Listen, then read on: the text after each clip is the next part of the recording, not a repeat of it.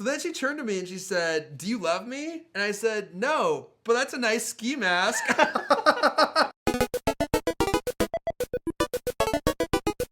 Hello, friends. Welcome to User Friendly episode 61. This is the podcast where Roberto and myself talk about our favorite tech, our favorite stuff on the webs, and all things geek.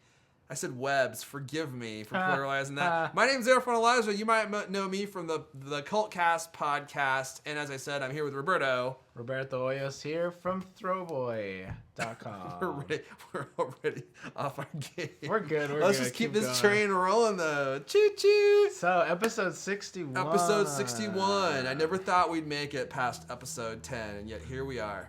That's not true. I thought we would. Yeah. Hey, what were you going to say? How are you? Dude, I am doing great. I've been so busy this week. I know you have been too. Oh, yeah. Marathon, right? Look at that. Look at that marathon hair Roberto's got there. What's wrong with my hair? Nothing. I don't think anyone would notice. I can just tell that you've been working hard. It's a little fluffier than normal. It's probably because I just took a shower. You don't put any products in your hair either, do you? Yeah, I do. Oh, do you? Okay. I have a trifecta of products that have to go into my fro. You perm it too, right? And I perm it, yeah, with those little tiny curlers, that guys used to wear in like the 90s. I still have mine. We're going to start this show a little different. Oh, before we actually start a little different, what a great show we have today. We're going to talk about all sorts of cool stuff. And it's our Netflix review show this week. So if you watched 007, what was the movie? Everything or Nothing. Everything or Nothing was a documentary about 007. We're going to be talking about that at the end of the show. But first, let's read some iTunes reviews. So, as many of you know, we make absolutely zero money from this show. You can tell from the production value, no money is made here in this show. The pedestrian production value. So we survive purely off your praise on iTunes. So if you like this show, please let us know on Twitter or let us know via an iTunes review. On iTunes, because those actually really help us a lot. And YouTube comments is cool. And YouTube comments are great too. Let's read one by Sherry Teacher. I can only assume this is a woman. I hope it is. Yeah, I know who that is. She talked to us on Twitter. Oh, cool. She says, this is from March 15th, and she says, "This is one of my favorite podcasts. I feel like I'm hanging out with two of my geeky friends, and I mean that respectfully." I was about to get really pissed, Sherry. These guys have great chemistry and wit. Thank you. And I love the snarky remarks, and I even love the low-techness of the show. Whatever do you mean? Often watching vids recorded with Roberto's iPhone, which constantly runs out of space. Which is funny, because we were just talking about how his phone has no space left. I don't even know why it does that, but anyway. It's because you have the 16-gig iPhone. So? Gosh, it's like so 2001. It should all be in the cloud anyway. Playing on Erfan's Mac. Low tech, but cool. I look forward to the show each week. Keep up the fun. Hey, you betcha, Sherry. And I want to read you this one from Soulpunk123. This one's really funny. We have our own couple's name now. Roberfon Elijos. With a J. Cute, yeah, cute.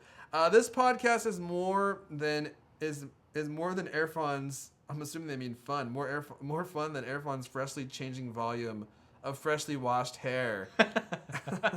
Especially 3 weeks ago when my fro was like super high. It's more than Roberto's constantly changing funky t-shirts, and by funky they probably mean dirty and unwashed. I have a pretty unique one on That's pretty today. cool. There you go. It's two great guys doing a great show and having a lot of fun in the process. Keep it up. You made that up. No, it's right there. It's right there. All right. If I could have made it up, that's actually exactly what I would have said. Was this review helpful? Yes, it was. This review is helpful. Yes. Reporter concern. Yes. And so thank you guys for those reviews. Those are awesome. We love reading them on the show. Yeah. And let's start with some stories, shall we? Yes, we shall. So slow news week. Kind of, yeah. We love talking about Apple stuff, so we always try to work in some Apple stuff into the show. But it's just super slow, and it was either talk about this stuff or talk about the Galaxy S4.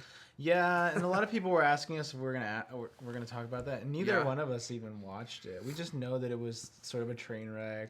Galaxy S4 was announced, and they had like actors on stage. kind of like the last thing It we couldn't have talked been any about. worse than that Qualcomm Right. one. Did you see the Qualcomm one? It was like the Qualcomm thing that we did. I'm a gamer, and I love boobs. Yeah. It's like, yeah, okay.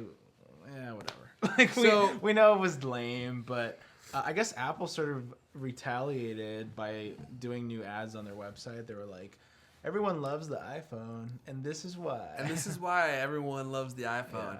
It's really interesting that we It's might getting talk kind of about stale, that. the marketing. You mean Apple's is? Apple's is like, they haven't put out any like really compelling ads in a while. Mm-hmm.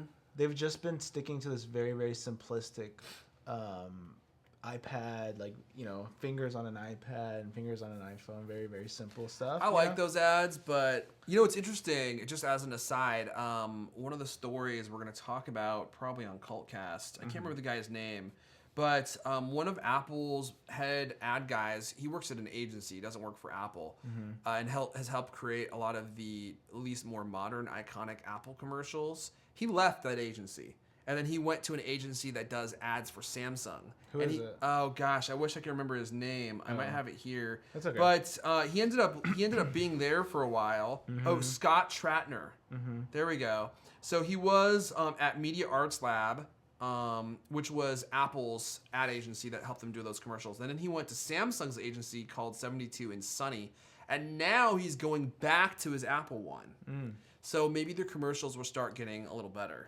I mean, it's not that they're bad. Don't get me wrong. It's just that we've seen it over and over and over, you know? And Apple's pretty good at having a few runs of the same thing and then just getting rid of that run and doing something different. So that's the only thing I'm like, okay, geez. Although when they try that, remember the freaking Mac the guy? genius guy, yeah. The genius guy? Which is so ironic that they call those the genius ads because they were so terrible. Yeah. And they ended up pulling them. Anyway, we're going to talk about Facebook because... Actually, no. First, we're going to talk about Star Wars. Yeah, let's talk about that. Let's do Star Wars. And actually, we can use my phone to film this. Okay. So, for those of you who've been following any Star Wars news, you know, Disney's going to be remaking them. We're expecting Star Wars... Not remaking. Well, actually, yeah, that's true. So extending them. They're gonna So make new creating ones, new yeah. ones. And we're expecting Star Wars Episode 7. So the continuation of the original Star Wars. Yeah. And that's supposed to be coming out in 2015. A lot of people were wondering whether or not any of the original cast was going to return to the movies. Because they haven't even really, as far as they've announced, penned the stories. No one really knows what they're going to be about yet. Sure, yeah. So people were like, are they going to take place immediately after the original Star Wars? Because if they do, what about the original cast? So, well, I guess keep going. So, I'm totally spacing out on her name. Who played Leia? Carrie Fisher. Carrie Fisher came out and said, I think in an interview, that she had been asked to be in the original or in the remakes of the new Star Wars. Not remakes, the new Star Wars. The new Star Wars, sorry.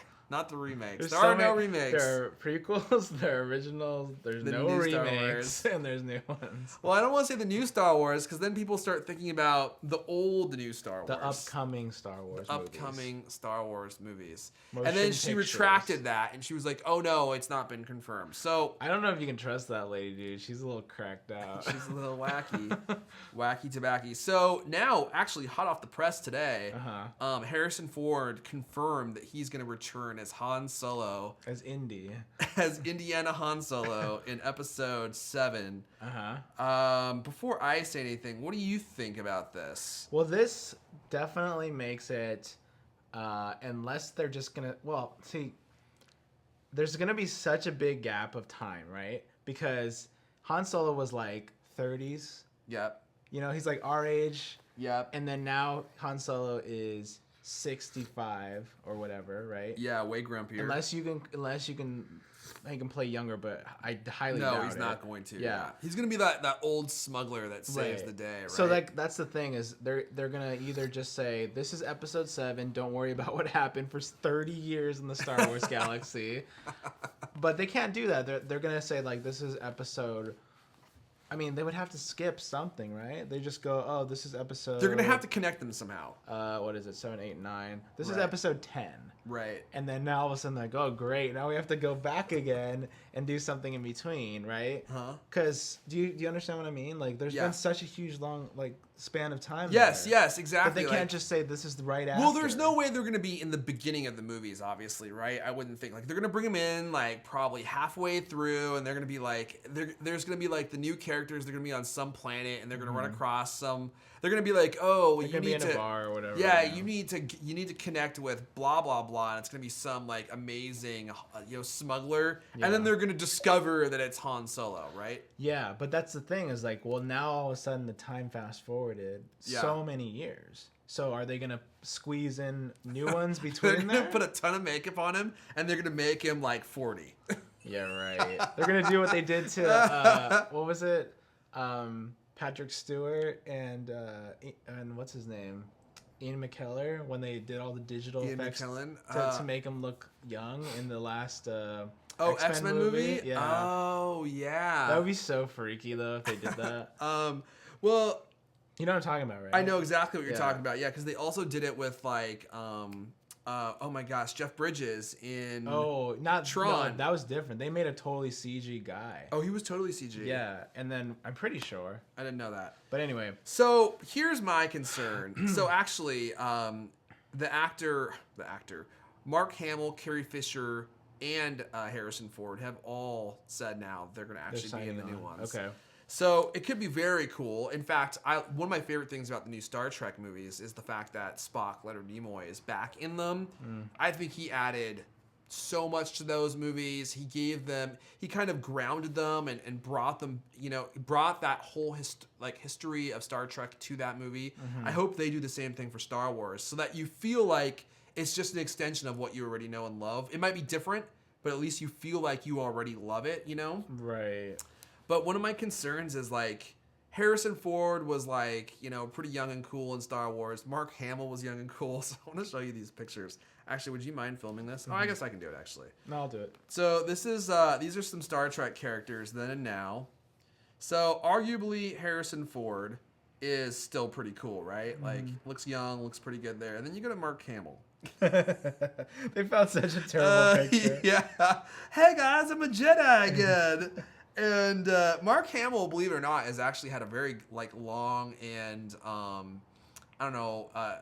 working career. Like he's been doing a ton of stuff. But I'm like, what role is he gonna play? Because look how cool and svelte he is here, and then here he is now, right? And you're like, okay. Yeah. Then you see Carrie Fisher. Dude, look at that picture. Look at that picture they found. Yeah, I think they're going out of their way to find crap.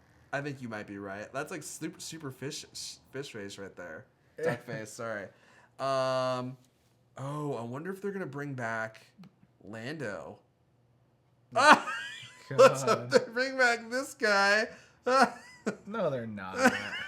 No, They're gonna. Why would they? No, Dead. they're not. That was just part of the gallery here. Oh, jeez. Is he still playing? Dude, no. I love that he actually looks like his character that he was playing. This is going to destroy my childhood. I think I tweeted about this. And, okay. Wow, he still looks pretty good. He looks like he works at Microsoft, actually. Look how well dressed he is. Oh, he played died. R2-D2. Now we're just looking at old stuff. But, so the only Okay, ones... this last one. I mean, look how young and cool he is. Yeah. And then it's like, yeah, all right. Black I don't don't know. crack, man. He looks young. So what do you think? You think it would be cool to bring them back? Or do you think they should just move on entirely, right? No, it could go two ways.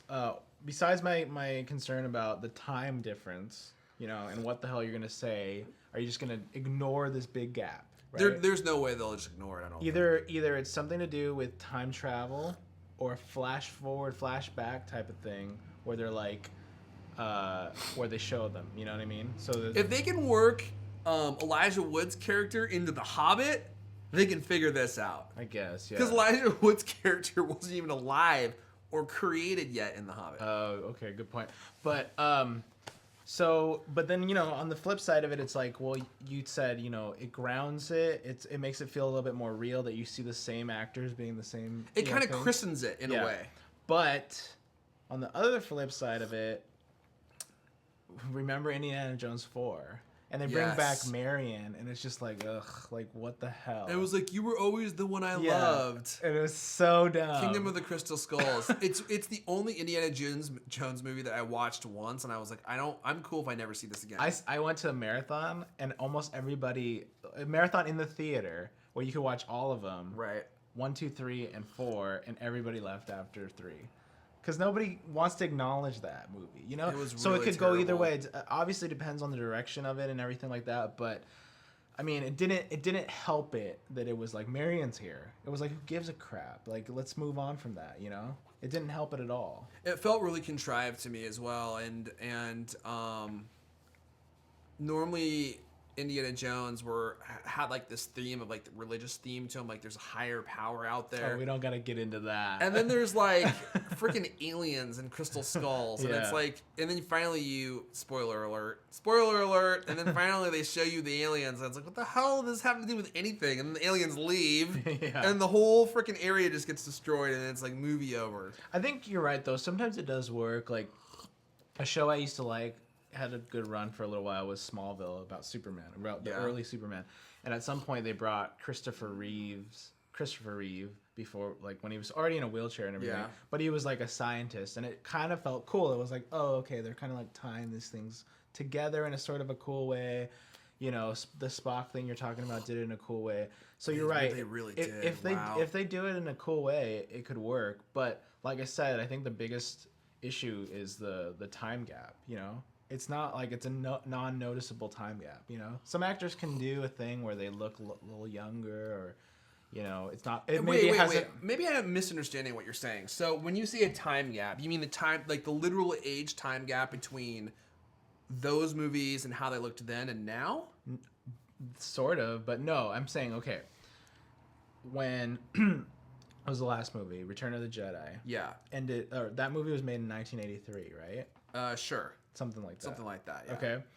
And Harrison Ford, Carrie Fisher, and all them were like in their 30s, right? Yeah. That was episode 6, right? Yeah.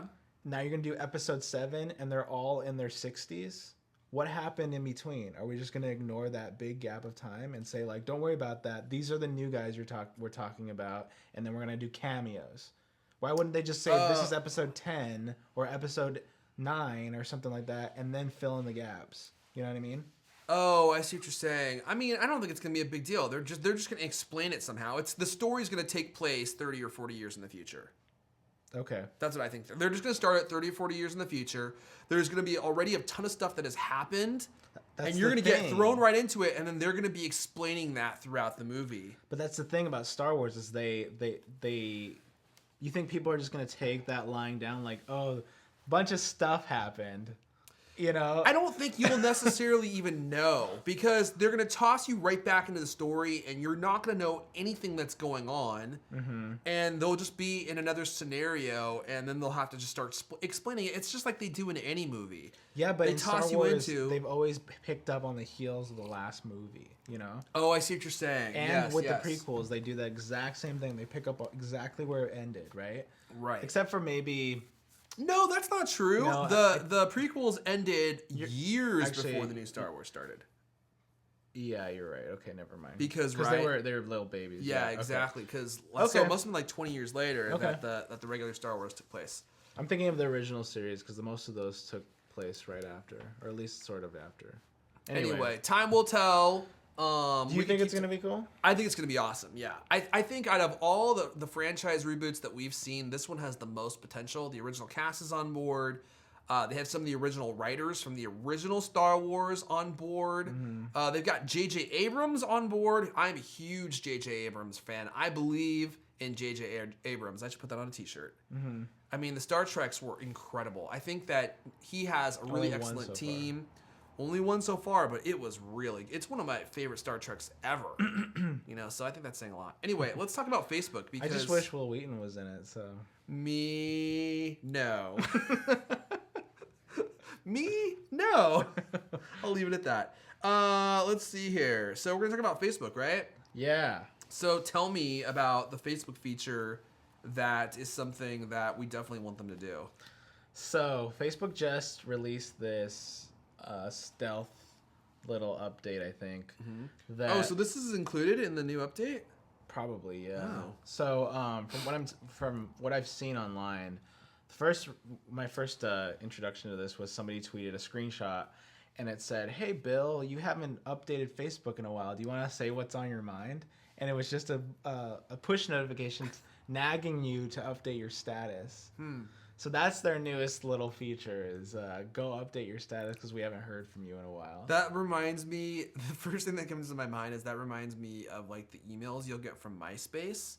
And they'll be like, hey, you haven't posted in a while. You should come back and post on MySpace. And you're like, that's because it's MySpace. Mm-hmm. No one posts on MySpace anymore. It actually feels very old fashioned because, I mean, yeah, the push part of it is new, but we've been giving those, and social networks used to have that all the time, right? You know, you haven't posted on Daily Booth in 2 days. Go back to it. You know, that's true. And it's like, okay, it's kind of like unnecessary, especially it's like Facebook. Really, do you really need to like add some more intrusive crap to your? Here's what I think though. I was like, okay, that's really weird. Why would they want to like remind us that we need to post on Facebook? Like, we get that.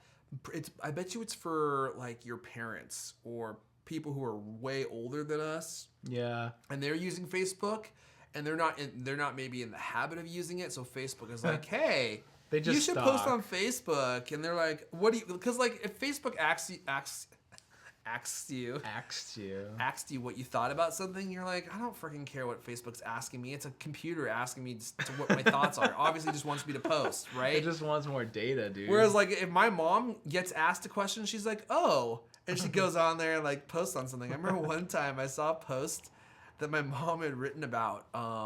It was about Donald Trump. It was like this scathing like paragraph, but she like posted it on her own wall or something. Oh yeah. And I was so confused. I was like, why did you post this thing about Donald Trump on your wall? She's like, somebody asked me a question on Facebook about Donald Trump. And I was responding to it. Like, it was an ad that was like, what do you think about Donald Trump? And like, she just saw it on the side. Yeah. She thought it was for her. She's like, oh, wow, somebody wants to know what I think about Donald Trump. And I was like, Mom, don't ever respond to those ever. Yeah, it must be confusing if it's just, you're just reading whatever's on the screen, right? Yeah, or if you see an ad and you're like, if you don't know how Facebook works, you're like, oh, maybe this is directed at me. Like somebody on the computer knows who I am, and they want me to answer. It'd be rude if I didn't. It'd be rude if I didn't tell them what I thought about Donald Trump. Yeah. So anyway, I haven't seen any of these notifications. I should update. Yeah, it's pretty new, but I don't know. So if your phone pops up and asks you to update your status on Facebook, you know it's not a real person. Somebody has hacked into my phone. What do you mean? Somebody hacked into my phone and told me they knew that I hadn't posted on Facebook. Yeah, how and do they know that? And they reminded me. They knew my name. They knew my name. It reminds me of that grandma meme that you always see where she's like looking through her glasses at the computer screen. What does it say? Oh, they always have different captions, but they're always really funny. Have you never seen this one? Maybe I have. I don't know. Grandma finds the internet. What channel is the Netflix? Wait, can you send emails on Sunday? We'll record this guy for you. These are among my favorite ones. There was one.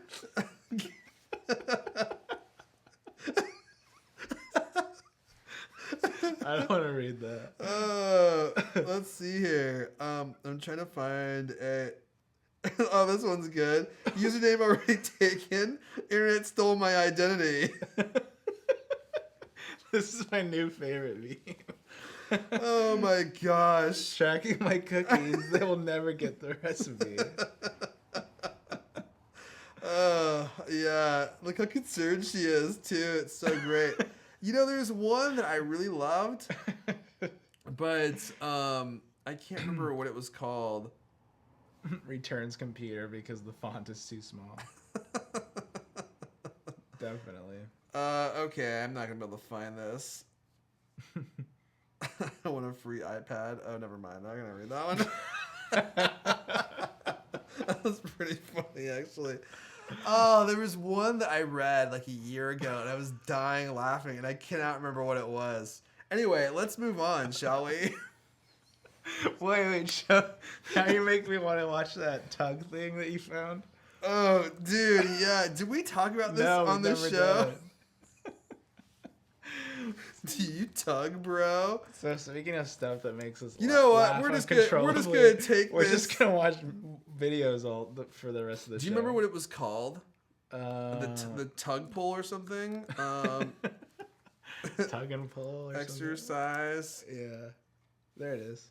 The tug toner. Yeah, the tug toner. So I found this. I found a piece of what we're about to watch as an animated GIF on Reddit, and I went out and I found the entire thing. And dude, it's Jimmy Kimmel Live. Yeah. Is it real or fake? You be the judge.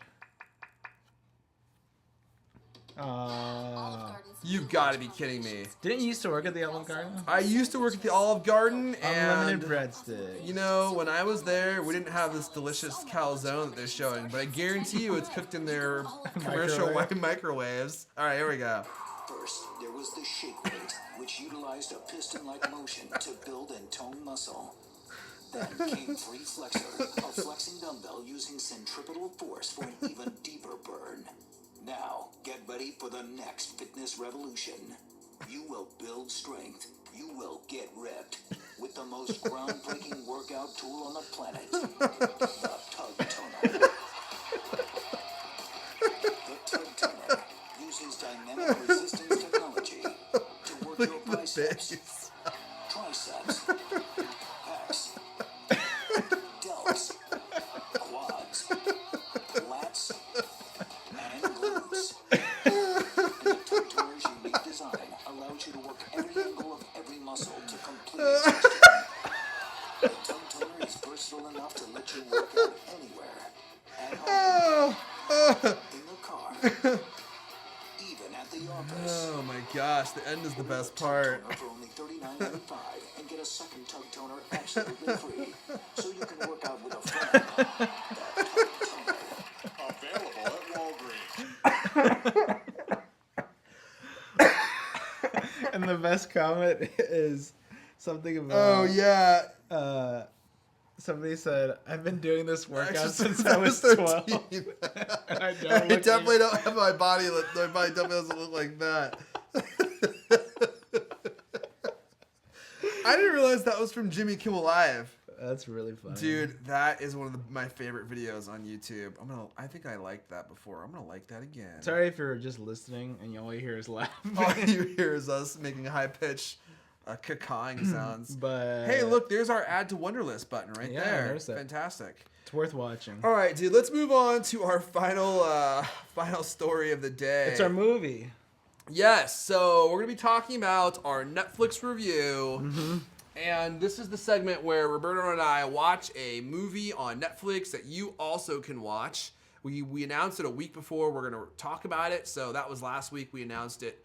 And so now we're going to be actually telling you what we think about it. Hopefully you guys had a chance to watch it with us. Yeah. It was called Everything or Nothing. It was a documentary about 007. James Bond. James Bond, the history of where it came from and where it's been and where it's going. Mm-hmm. I just finished watching it mere hours ago. That's all right. So actually, Roberto, why don't you start? Sure. And tell us what you think about it. Yeah, so like you said, it goes through the history of James Bond, how it started as a novel.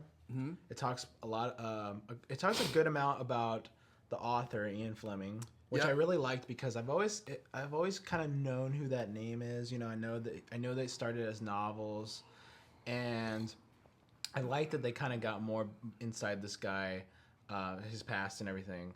So they talk about him, and that almost like James Bond was this kind of like, what would you call it? Like the id or something, you know, like the suit. Is it the id? The like what Alter you want to be? Yeah, what you wanted to be. Yeah. So, and now that was what manifested and turned into James Bond, but it was cool to learn that he actually had a lot to do with turning them into movies and wanting them to be films.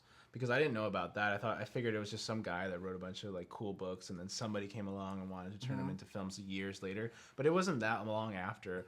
So then they talk about the run of Sean Connery films and how they picked him. And obviously he's the only guy they can't get an interview out of, right? But yeah, right. Well, he's probably on his deathbed, man. He's gotta be 90 now. Yeah, that's true. He's definitely in his 80s. But anyway, so they talked to all of the other actors because, as you know, that it's been played by I think 6 or 5 actors, and I can name them off the top of my head. Cool. But I won't do that. But anyway, Who's the second one? George Lazenby. That's the guy's name. I forgot. George Lazenby. So then they talked to Roger Moore and what's his name, Daltrey, and Pierce Brosnan. And they talked to Daniel Craig. Yep. And it was just interesting. all the Bonds. How they just built it from this from scratch, basically off the books, to the whole style that you still see in every single Bond movie today, and kind of like the the dips and highs and lows of the whole series. And I enjoyed it a lot. I thought it was really, really well done, and it's new too. So that's the cool thing. It's not some just like ancient thing about James Bond. It's like very current. So, what did you think of it? I loved it. I thought it was great. If you haven't watched it yet, check it out. I knew nothing about 007. I knew nothing about the books. I thought they had started as movies. I knew nothing about the history. I didn't know who Ian Fleming was. I knew that Sean Connery was a Bond at one point, but I didn't realize that movie launched his career. No one knew who he was before that movie. Let's start at the very beginning because I kind of took some notes as we were going along. So, Ian Fleming, British guy, really built, as you said, his alter ego into James Bond, right? He really wanted to be, he was kind of a womanizer in his own life, and he kind of created this character to be everything that he wanted to be. Right. His first book was called Casino Royale. And he releases the book, and everybody hates it. Yeah. I mean, it's just incredible that you have this amazing franchise of movies. And when he first released this, everyone thought it was too tawdry. It was very shocking for the time. It was very shocking for the time. It was crass. Nobody wanted to buy the book. And he really wanted to make it into a movie, and no one wanted to make it into a movie. They're like, no, this is garbage. And he wanted to write the spy thriller to end all spy thrillers. That's what he was trying to do, right? He had these grandiose plans. And everyone was telling him it was crap, it was garbage, and they make it into was it a TV show? Yeah, so it got optioned or whatever as a TV show, and it was called Jimmy Bond. So they recreated this character, Jimmy Bond, and it was a American guy. Yes. And it was just garbage, and it did not capture what they wanted out of it at all. Totally, yeah, absolute garbage. Because back then, we're talking the '60s. They're like, oh, it's a spy, and he's gonna be the lead guy. Well, he obviously has to be American. He can't be British. He can't be British, right? And so here, Ian Fleming he wrote these stories. They were kind of inspired by the wars at the time, and Great Britain was in a war with Russia, and he just kind of pumped out these books. And he had an interesting quote from the movie. He said, "The story is everything. Never look back. Just keep writing." Like, he didn't spend a ton of time like revising these books. Like, he just pumped them out, And he's having a hard time selling this as a product, which we can both identify with. Like, we both have these things that we're trying to do in our lives, and we're trying to make them into a thing, and oftentimes it's a roller coaster ride. Like, people like them, people don't like it. People like it, people don't like it. So then these two men come along that were both major fans of the book. Cubby Broccoli. Yes, that's his last name. Cubby Broccoli. And what was the other guy's name? Help me out. Harry Saltzman. Yes. Who Cubby Broccoli was like involved in Hollywood, and then Harry Saltzman was just like this circus performer type dude. And they both really loved the movies. And somehow serendipity happened. They met. And they're like, we are going to do whatever we can to churn these into movies, because they're both so in love with the stories, right? Yeah, and they started their own production company. So they start their own production company called Everything or Nothing. Yeah. And because they're all in, right? They're going to do whatever they can to make these movies happen. Yeah, to get the rights from Fleming to do them. Exactly. Yeah, So that was the thing. It's like we have to sell it, and obviously Fleming is not somebody you can we'll just roll over and say go ahead and do it, right? exactly, they did get the rights, but then the next big challenge was to get the movie studios to fund it. So they took it to Columbia, and Columbia was like, "This is crap. Yeah. No one's gonna fund this." Right, so they say no, and then they took it to United Artists, which was another studio at the time. MGM. Was it MGM? Yeah, United Artists was something else. That was right, wasn't it? No, I think United Artists was an actual studio at the time. Oh, okay. In any case, they're like, yeah, this looks great. Let's fund it. Mm-hmm. And that's when the whole thing with Sean Connery began. They start looking for their lead actor. Mm-hmm. And at the time, there were like these really big lead actors out there in Hollywood and in Great Britain. And the studios wanted to go with one of them. Well, Harry and Cubby were like, no, they found Sean Connery somehow. Like, it has to be an unknown. Has to be an unknown character. And they Which had is smart, if you think about it. I think it is right? too. If you're going to start something new. Brand new, yeah. Totally. And they had to fight tooth and nail to get him into these movies. Mm-hmm. And they finally succeeded.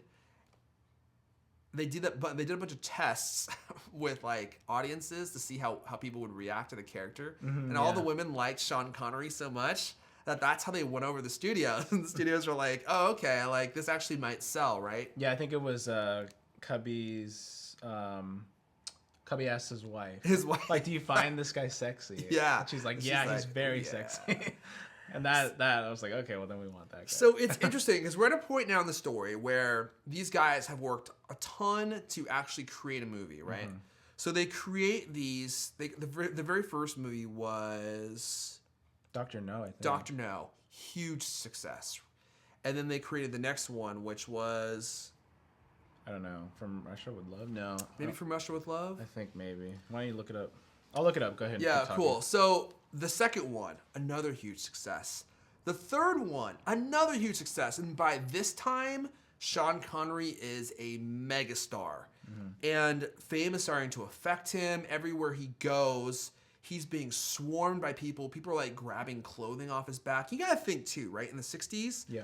movie stars were kind of a new idea. Yeah. And people probably weren't used to this level of fame. Right. Yeah. People weren't expecting it like they are today. You know, like, well, it just comes with the territory. Yeah, it's like, oh yeah, this is what you signed up for. Right, right. Like back then, it was like a relatively new thing. And they interview him when they're filming one of the movies in Japan, I think. And yeah, people are just swarming, like overstepping boundaries, like, you know, going into their room, taking a picture of him while he's taking a dump in a Yeah. freaking men's room. He's like sitting on the toilet, and there's a guy taking a picture Oh of yeah, him. that was part of it. Yeah. That's insane. So so yeah, and then that kind of affects his role as being the lead star of the movie, and he says that this is his last one, he doesn't want to do it anymore. Yeah, and in tandem with that, he's also really upset because Harry Saltzman and Cubby Broccoli, the producers who are the ones that have driven this whole thing and made this into a movie, were taking like a ton of the profit. And Sean Connery is like super pissed. He's like, they're taking advantage of me. They won't give me a raise. So he quits. Yeah.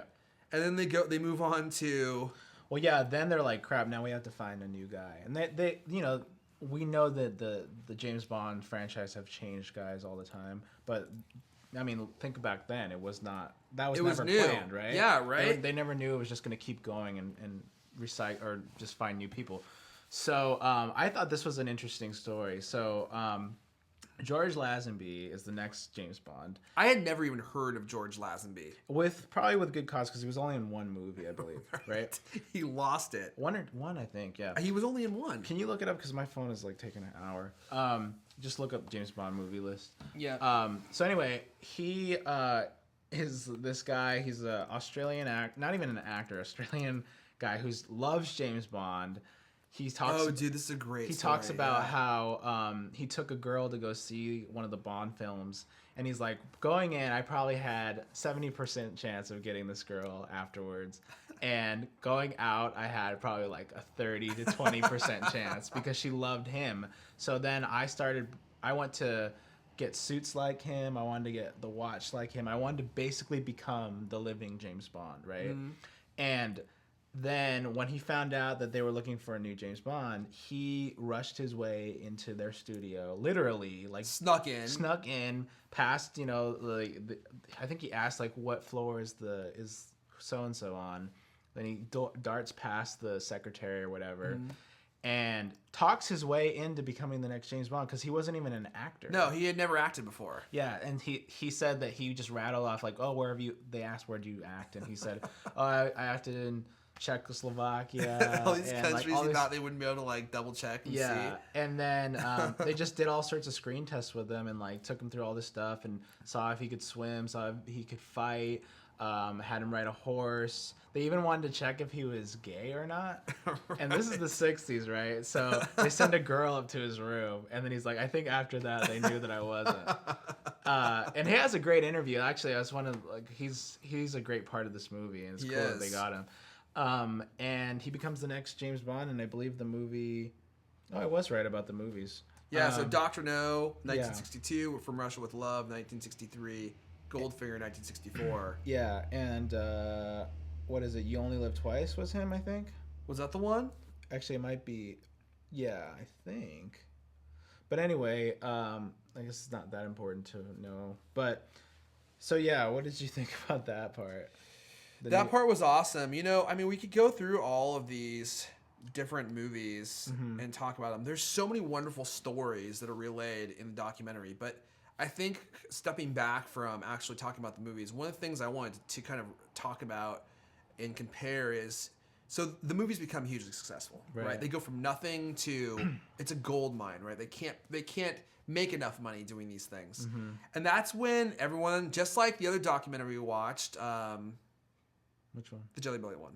Oh, Jelly Belly one. Candyman. The Candyman. He finds success, right? And then all of a sudden, people start coming out of the woodwork. Claiming that it was their idea. It was this was an interesting This is something that I had no idea ever existed. So apparently, they had been in discussion with this guy, whose name escapes me at the moment, but I'm gonna be looking it up here. Yeah, he's in he's credited, I believe. Kevin McClory. Yeah, there you go. They have a conversation with Kevin McClory about a James Bond movie, and they were drinking during the time. I was actually Fleming and McClory. Oh, was it? We're like out drinking, talking about Bond, and what manifests from that was... Oh, it was Fleming. Was a new movie idea for a new James Bond. You know, they're talking, they're, you know, shooting the breeze or whatever. Interesting. And after that, you know, Fleming comes out and comes out with a new story called Thunderball, which is going to be a new Bond movie. And Kevin McClory, he thought that he came up with that, right? Right. So that's where it becomes a divide of like, who thought of this? And he actually got to be one of the producers on Thunderball. But then that starts a whole thing of him thinking he has ownership over James Bond entirely. So Kevin McClory somehow becomes to the conclusion that he owns James Bond. Yeah. And so just to kind of hush him up, they're like, we'll make you a producer on Thunderball. And, you know, they thought that would just be enough for him. Well, now he's like, oh, wait, I own this. And he wants to make his own James Bond movies, which is totally absurd to me. I mean, even if he had had a conversation with the original writer, Ian Fleming, like, why would you think that those characters belong to you? It's like Ian's the one that created them. You just had a discussion with him about them. It's the same kind of Candyman story. It's the same, it's the same. There's a lot of money involved. There's a lot of clout involved. So now all of a sudden, all these people start coming out of the woodwork and being like, "Oh, I did this. I created this." It's all like legal loopholes. Yeah, he spends the rest of his life trying to win the rights legally to create his own James Bond movies. It's really interesting because I didn't realize there were two parallel James Bond for a little bit there. Yeah, for a long time. Well, I mean, there aren't. I think there's only like one, right? There's like a sequel to Thunderball that he went out and made. Yes, and then he got Sean Connery to do a whole different movie. Yeah, right. Because Connery like hated, you know, Cubby and all those guys. Right after he quit the film, he was super pissed at the original producers. Yeah, and they even show him on Johnny Carson like talking crap about them and stuff. You know, Yeah. So it's like he's well outspoken that he's done with those guys, right? Yep. And yeah, like he was saying, like Erfan was saying, they McClory got Sean Connery to be James Bond again, and he had retired from James Bond. He brings him back to be James Bond in his own James Bond movie to like kind of spit in the face of the whole James Bond franchise. And it's interesting because in the movie they show that while Roger Moore had trouble fitting into the James Bond role for the beginning of it when he took over. Later on, people loved Roger Moore, and it outsold the other Sean Connery one. So that's like kind of the definitive proof. It's like we don't need Connery to be James Bond. You know, I thought that was cool. You know, It's interesting. I'm gonna say this again. I know I said it before. Go watch the documentary if you haven't, because there's so much. There's so many parts of the story that are just too hard for us to retell. yeah. There's so much amazing stuff that happens from the inception of, or the creation of the books to the creation of the movies. I mean, it's just hills and valleys and hills and valleys and bigger hills and bigger valleys. It's really kind of astounding that the franchise has come all this way, is still hugely successful, and they've had a whole, like a string of different James Bonds. And let's talk about the actors for a moment, because you have Sean Connery, who kind of played this iconic version of James Bond, right? And then you have these other James Bonds who come in after to play new versions. Yeah. And this is something they spend some time talking about in the movie. It's like when you have a character such as James Bond, or Sean Connery as James Bond, that's so popular, how do you recreate that character and not feel like a total chode doing it, right? It's like, I'm James Bond. It's like, it's hard to get people to buy that. Yeah, and I mean, obviously it started with a guy that wanted to be Bond / Connery, right? So like, they were fine with that.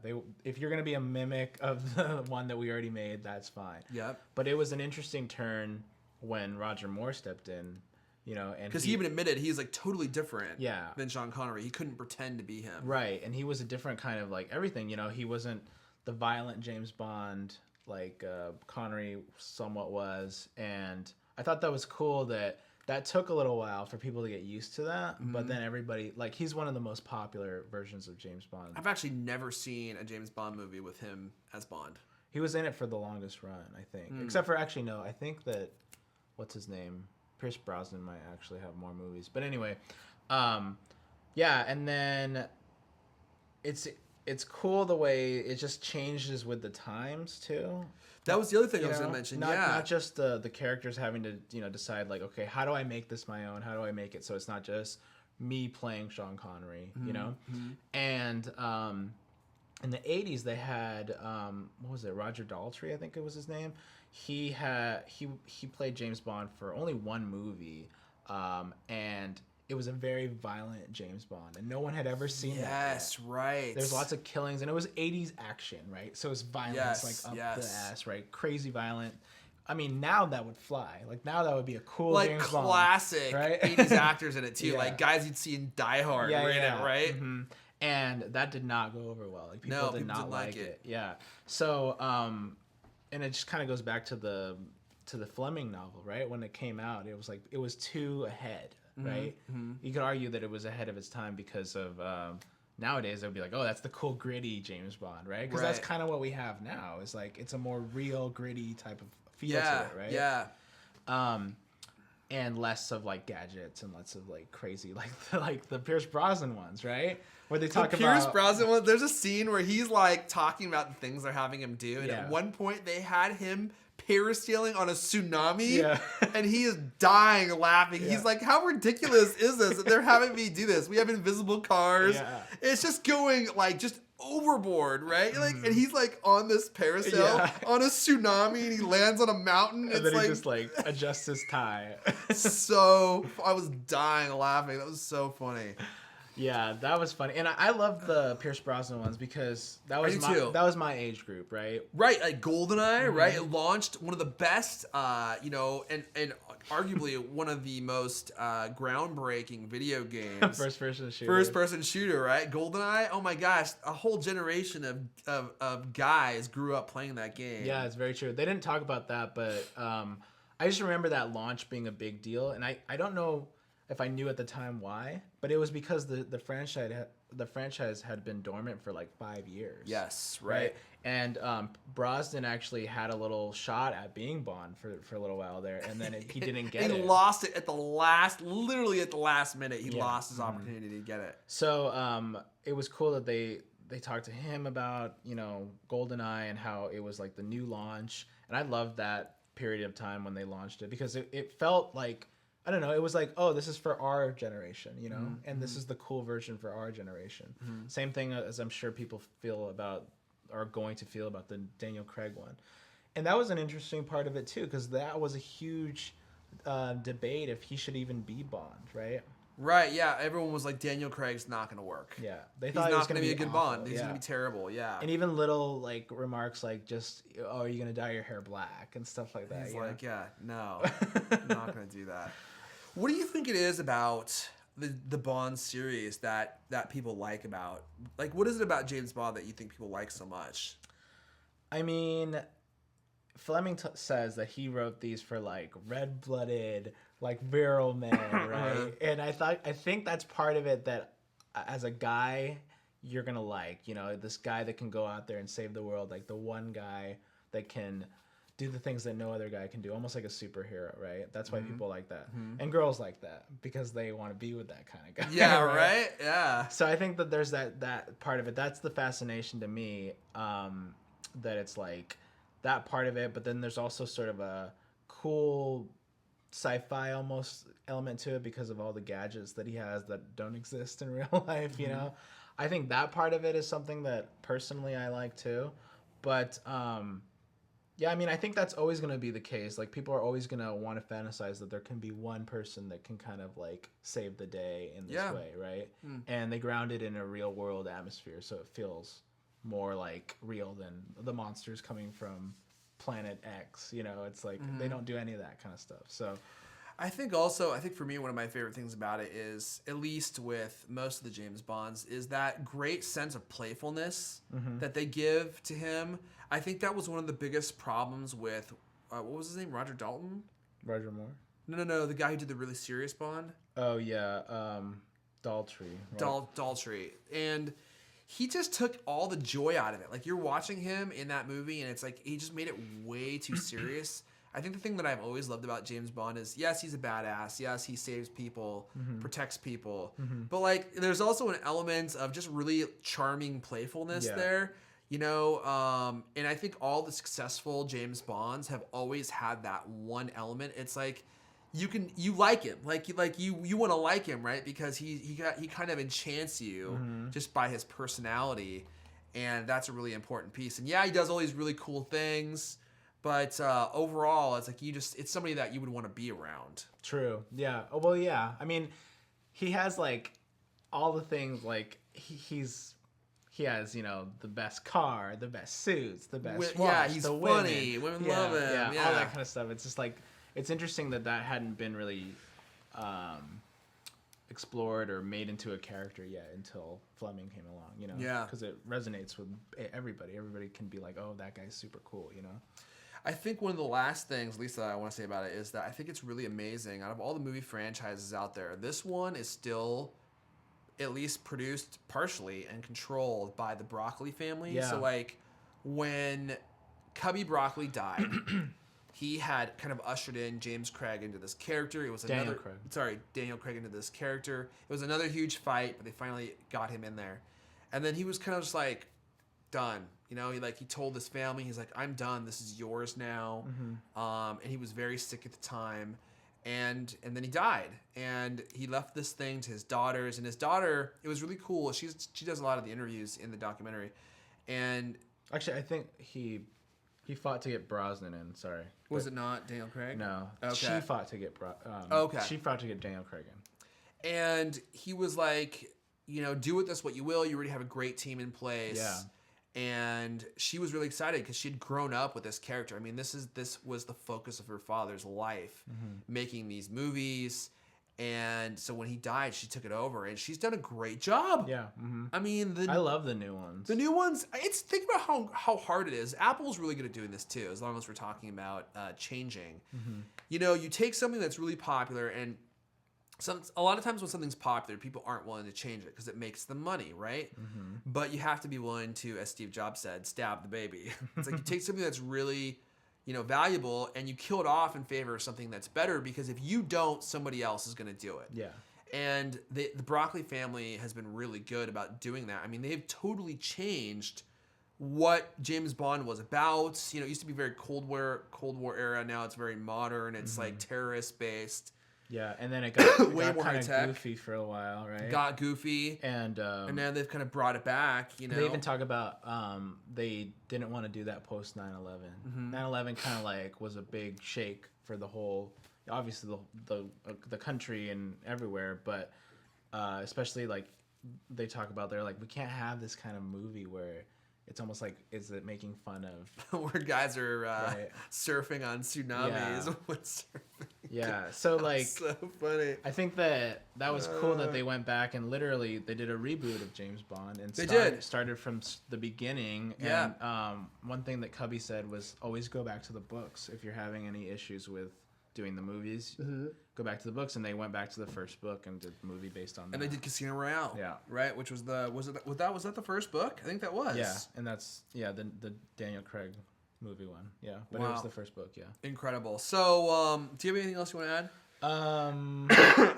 Go watch it. Go watch it. It's hard for us to like totally explain everything because, like you said, there's so many different avenues to this story. I know, it's just a very multi-layered, multifaceted story. There's so much stuff that happens, And the interviews are really great. The interviews are great. They even have Bill Clinton in it talking about why he loves James Bond, and they have a lot of really amazing interviews in it. It's just really well made. We see documentaries that are about good material, and then we see documentaries that are just good but not about good material. Yeah. This is both. It's Yeah. written well, it's produced well, and from beginning to start, I was like, this is really good. Like beginning to end, beginning to start to the end. I was super into it. So I'm go check it glad. out. I'm glad that you liked it because I was like, Did anyone recommend this, or was this your pick? I had seen it. Okay. And I thought that, I thought you'd like it. So If you want to suggest a movie for us to do our next Netflix review on, go to our Facebook page, facebook.com/user-friendly show. If you're not already, you're probably already. If you're watching this, you probably already like this on there. like it, yeah. Yeah, but make your suggestions there. We'd like to see what you guys are interested in. And then if you watched it, let us know what you thought. Groovy. I think that's it. That's all we got. Yeah. Phantasmal. Hey, so announcements. Uh-huh. We should have announced this at the beginning of the show. Yeah. We are moving the show to a different day. to the end, so we're no longer doing it now. We're gonna continue doing it in order to make the show easier for both of us to do. We're gonna be moving the date. Yeah. So we're gonna be releasing these on Monday now. Like I know they're coming out usually Thursday, right? Yeah. So we're gonna be releasing these on Monday. So we're gonna be releasing another one this Monday, right? I believe so, unless it's incredibly slow. Unless we can't. We're gonna be releasing one this Monday. We want to do that. That's what we're gonna be shooting for. And then if we can't do that for any reason, we will release one the next Monday and every following Monday after that. So don't expect one on Thursday. There will be no user-friendly Thursday. Yeah. Even though I say that, I'm sure there are people who are still gonna ask us on Twitter, "Where's user-friendly? Yeah. Did you guys stop?" Yeah, but we're not going away. We're still doing it. We just have to move a day. And Yeah, exactly. Just kind of reshuffling our lives around so that we can make this show happen. And it'll brighten up everyone's Mondays, right? Yeah. What cool podcasts come out on Monday? None. This will literally be the only one. So this will be the good one to listen to on Monday. Okay, cool. So if I wanted to read more about you, read your tweets maybe, where would I go to do that? You can go to twitter.com/Roberto Hoyos, RobertoHoyos. Yes. And what about you? I'm just at Airfon on Twitter, and that's usually the best way to get a hold of me. And also, if you are not subscribed, I know we've been getting a lot of Blip TV press lately. They've been featuring us, which we really appreciate. So if you're watching this from Blip and you're like, oh, how do I watch your show on my iPhone or on my iPad? Subscribe via iTunes. That's the best way to get our show. We are also working on an audio version of this show in case you guys just want to listen and you don't have time to watch. I know some of you have been asking for that. We're like this close to getting it working. We're almost there. We just have to work out a couple things with iTunes. So subscribe on YouTube or on iTunes, and you can also watch the show on YouTube. YouTube.com/user-friendly-show. Subscribe there. Yes, you can subscribe there as well. And I think that's it. Yep, I think that's it. Alrighty, guys. Well, hey, thanks for tuning in to the old user-friendly. We will catch you guys this Monday and every Monday thereafter. We will see you guys next Monday. Take it sleazy. Take it sleazy.